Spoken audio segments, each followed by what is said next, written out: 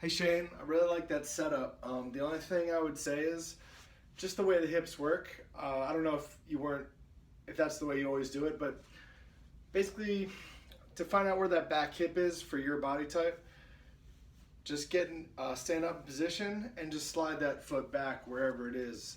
If you notice, it just lands usually inside 45. But when you're starting that much, I mean, it's forcing you to get a little hip impingement, even though you obviously have really good hips.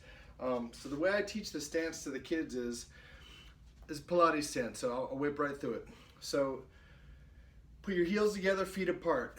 Bend your knees. This is called the 2x4 in Pilates. So I add a little breath thing to it. So heels together, toes apart, bend your knees.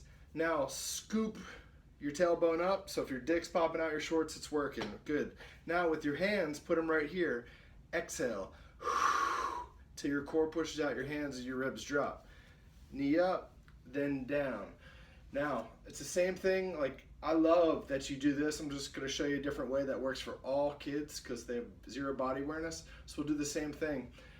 No matter where they are in their stance, a lot of them just don't have that balance. So even if I'm all the way back here, and I like spreading them out because it forces their weight through, so it's awesome you do it that way.